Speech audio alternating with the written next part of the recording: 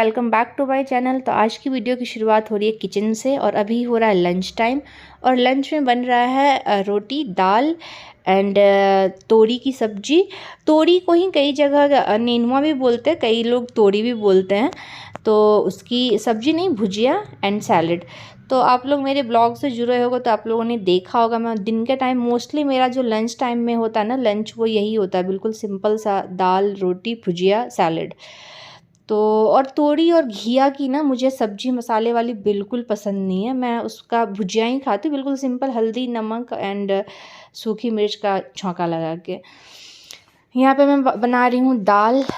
और खाना मेरा सिंपल ही रहता है गाइज। रात का खाना थोड़ा सा हेवी हो जाता है, इसलिए दिन का खाना हम लोग सिंपल ही रखते हैं। और गाइज जब भी मैं दाल बनाती हूँ ना, जब भी क्या दिन में ऑलमोस्ट टाइम दाल बनाती हूँ, तो मैं दाल ना हमेशा एक्स्ट्रा बनाती हूँ, क्योंकि शाम के टाइम में जब मैं सो के उठती हूँ ना, मैं तो 1 गिलास दाल मैं ज़रूर पीती हूँ। मुझे दाल खाने से अच्छा पीना लगता है। ये भी मैंने आप लोगों से ब्लॉग में शेयर करा है कि मुझे दाल ना चावल हो या रोटी हो, अगर ग्रेवी वाली सब्जी हो तो मैं प्रेफर करती हूँ ना कि डायरेक्टली सब्जी चावल खाऊं। दाल मुझे नहीं पसंद है, मतलब मैं पी लेती हूँ, पीना पसंद है। यहाँ पे सैलड के लिए मैं हस्बैंड से पूछ रही हूँ कि सैलड खाओगे या नहीं खाओगे, क्योंकि उनका वो डाइटिंग पे हैं। तो वो खाना खाने से पहले ना, लंच या डिनर से पहले 1 कटोरी ना अच्छे से प्रॉपरली सैलड खाते हैं, ताकि उनको भूख उनकी ख़त्म हो जाए, तो खाना थोड़ा कम खा पाए। तो वही मैं पूछ रही थी खाओगे कि नहीं खाओगे, क्योंकि मेरा फ्रिज एक्चुअली हो गया है ख़राब 2-3 दिन से। और सर्विस यहाँ की इतनी गंदी है कि फ़ोन कर रहे हो तभी आएगा बोल बोल के 3 दिन लग गया। तो ये मैंने ना अपने पड़ोसी के फ्रिज में रखा था वाटरमेलन, आधा कटा हुआ था। तो वही मैंने बोला कि वाटरमेलन कब खाओगे, तो सुबह में ब्रेकफास्ट के टाइम में। तो उन्होंने बोला कि सैलड की जगह पे वाटरमेलन ही खा लूँगा, ब्रेकफास्ट करने का मन नहीं कर रहा। वही मैं पूछ रही थी कि अगर वाटरमेलन खाओगे तो फिर सैलड काटूँ या नहीं काटूँ, क्योंकि कुछ कुछ सब्जी में ना मुझे पसंद है, मतलब सैलड में सिर्फ खीरा और प्याज, बाकी चीज़ें नहीं पसंद है, चुकंदर, टमाटर, ये सब चीज़ें। तो वही मैंने सोचा कि घिया और तोरी की सब्जी में ना मुझे नहीं पसंद, तो मैंने सोचा अगर नहीं खाएंगे तो फिर 2 चीज़ ही काटूंगी। इस वजह से मैं पूछ रही थी। और गाइज वाटरमेलन ना, मतलब कुछ चीज़ें हैं, वाटरमेलन एंड आइसक्रीम, जो मुझे किसी भी टाइम बोलोगे ना खाने के लिए, किसी भी टाइम, मैं वाटरमेलन जो अभी खा रही हूँ ना, मैं ब्रेकफास्ट में भी मैंने वाटरमेलन लिया था, और उसके बाद फिर मैंने लंच टाइम में हस्बैंड के लिए काटा, तो मैंने खुद के लिए भी ले ली थोड़ी सी। तो ख़त्म करना था, फ्रिज ख़राब है। आई थिंक आज शायद ठीक हो जाएगा, क्योंकि टेक्नीशियन का कॉल भी आया था कि हाँ, मतलब कि आ रहा हूँ। तो लेट्स सी, अगर ठीक हो गया तो फिर आज फिर से वाटरमेलन लाऊंगी। तो यहाँ पे मैं बना रही हूँ रोटी। मेरी सब्जी और दाल बन गई थी, और उसके बाद मैं चली गई थी थोड़ी देर आराम करने, क्योंकि हम लोग वाटरमेलन खाए थे ना, तो पेट थोड़ा भरा भरा, पानी होता उसमें इतना ज़्यादा। तो आटा गूंद के मैं रख दी थी कि जब बनाना हो तो रोटी बनाने, मतलब मुझे रोटी बनाने में बहुत मेहनत परेशानी लगती है ना, मुझे बहुत इजी लगता है रोटी बनाना। इनफैक्ट मुझे चावल से ज़्यादा इजी लगता है रोटी बनाना। बेशक मतलब थोड़ा वो होता है कि मेहनत होती है रोटी बनाने, बहुत लोगों को रोटी बनाना बिल्कुल पसंद नहीं है, लेकिन चावल में क्या होता है ना, टाइम बहुत लगता है, आपको 10 मिनट 15 मिनट लग जाता है। रोटी आपको 10 मिनट के अंदर फटाफट बना के दोबारा किचन में आने जाने का टेंशन नहीं, चलाने वालाने का, चेक करने का टेंशन नहीं होता है। तो इस वजह से मुझे रोटी बनाना ज़्यादा इजी लगता है। तो रोटी में के लिए ना मैं, और आटा भी मैं प्रॉपरली, ऐसा नहीं कि बनाने टाइम में गूंथती हूँ, मैं पहले गूंथ के फिर चली जाती हूँ, 10 मिनट बाद बनाती हूँ। बहुत इजी होता है, मेहनत नहीं होता। यहाँ पे मैं लगा रही हूँ घी, जो कि बहुत ही कम लगाती हूँ नाम के लिए, क्योंकि सूखी रोटी पसंद नहीं है।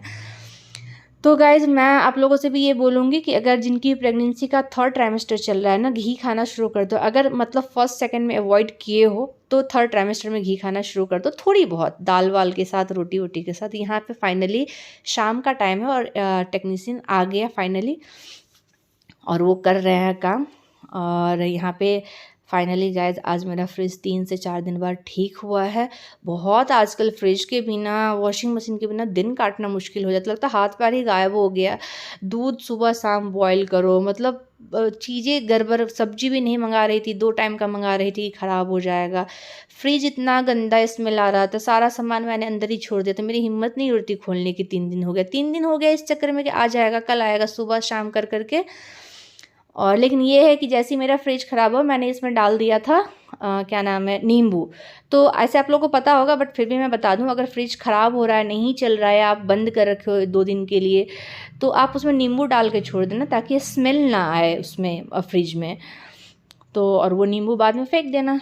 तो वही मैं फाइनली मेरी अब तो क्लीन करना ही पड़ेगा। फ्रिज ठीक हो गया तो ठीक हो गया, ठीक होने के जोश में मैं मतलब बैठ गई क्लीन करने के लिए शाम में।